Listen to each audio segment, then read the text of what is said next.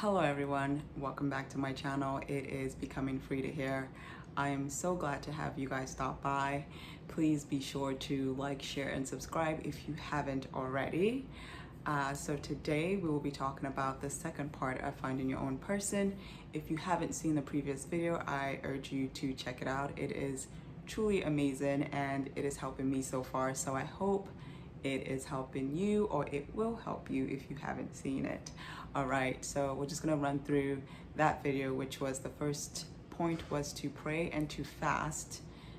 Pray and fast, that was number one. Number two was to write it down and make it plain.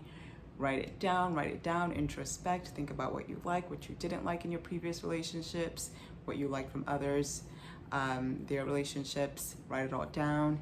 Number three was to put yourself out there, go out, meet new people, try new activities, meet people where you are at. So if you like to do whatever activities, you can meet people there. And the last one was to be open, to ask questions. And I believe those were the 4 points from the previous video. So now for the second part of finding your person, I wanted to make it a bit more interesting. So it is going to be a challenge, and it's a challenge that you have to be willing to embark on and keep up with throughout the duration of finding your person. If you don't believe you can, just ask the Holy Spirit for help, and He most certainly will help you. All right, so let's get into it. So the first part of this is to do the complete opposite, right? So if you've been trying to do it your way the whole time and it's never worked out for you, maybe it's time to try it the Lord's way. Maybe it's time to try it a different way. If you always go for someone who's athletically built or someone who looks a certain way, because to be honest, when you meet people, you see them first before you talk to them and get to know them more. So if you are always going for a specific type, maybe it's time for you to be open and not be blindsided literally by the physical aspect, because sometimes we miss out on people because we're so caught up in what they look like. Oh, they're not this enough, they're not that enough. So let our focus be what is in the heart and in their minds, and just getting to know them more, right? Just giving people a chance. And you might be surprised. God tends to surprise us all the time. So I urge you to definitely be open and to try that. Choose something different. Not saying that what you're used to isn't good enough or isn't appropriate. It is, but just diversify a bit.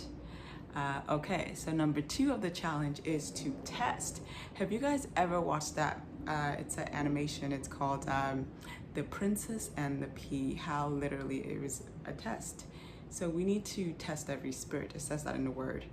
We not only need to test them, spiritually. So is this person really who they say they are? Do they respect the words of the Lord? Are they honoring the Lord?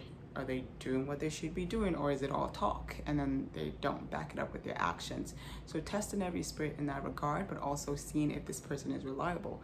How do they interact in public settings? Are they social? Are they kind? Can they be there for an emergency and situation?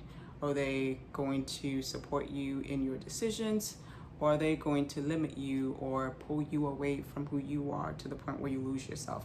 So you need to test people, whether it is a man or a woman. You need to test them to see their true character, because people will show you what they want you to see. And it's up to you to be vigilant and to be observant and to be discerning, to be able to see exactly what someone is really capable of.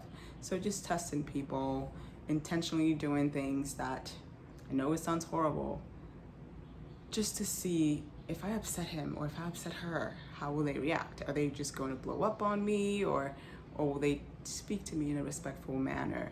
Or if I'm late, how do they respond? So I'm not saying abuse someone. Do it with caution, do it with wisdom, and just, ask the Holy Spirit for guidance, because He will help you if you ask. He's literally our helper. So that is number two. And number three is no sex, no physical anything. A lot of people try to find loopholes. No, nothing at all. If the most you do is hug, hold hands, if you kiss on the cheek, on the lip, let it be of the light peck if that happens. but it's more so to not only, number one, of course, honor the Lord, because we shouldn't be partaking in anything of that nature prior to marriage. But number two, because it also helps you to build a form of discipline, and it really helps you to focus on the task at hand, which is to really get to know someone. And having all those other physical distractions will really take away from the quality of the experience. So being able to build a bond that is like, I know this person really, really well. I feel safe around this person. This is my person.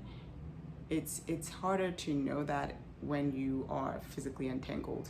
But when you're not, you can really get to know that. And then also, the third reason, you definitely get married a lot faster.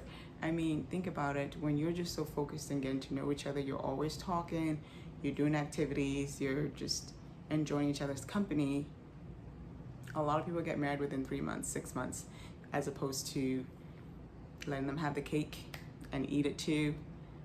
It takes maybe longer, but it's different for everyone. The world has their own methods, but we are not of the world, so let us try this challenge. I know it's a challenge literally, because it's different, it's exciting, but it's also an opportunity to see what God can do, because God can do so many things if we allow him, right? And in the process of finding your partner, you don't want any other matchmaker other than God, and you don't want anyone other than the Holy Spirit leading you in making the decisions. So you have to be prayerful throughout the whole process. That's number 4, being continuously prayerful. It is your first step, it is your second step, it is your third step, it is your fourth step, it is your always step. You must be prayerful. Even after you found this person and you're like, Lord, I think this is the person, continue to pray.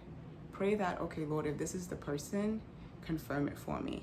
And if this is the person, let us both be of one accord. Lead us, teach us, let us be under you, as opposed to wanting to serve one another. So you have to be continuously prayerful. So that is the challenge, you guys. I'm excited, and I hope to hear back from you all to just see how it's going. You can send me messages or DM me. If you want someone to pray with, you can always just let me know. We can pray together, because this is a journey and we are all a community. So we need to work together to accomplish something as great as this, because when you get married, I have cause to celebrate, right? You found your person. When I get married, you have cause to celebrate as well. So let us celebrate one another as we find our person in the year 2023. Okay, well, thank you so much for joining me today. I really, really appreciate it. Please be sure to like, share, and subscribe. And feel free to watch the other videos as many times as you would like. All right, well, see you in my next one. Bye.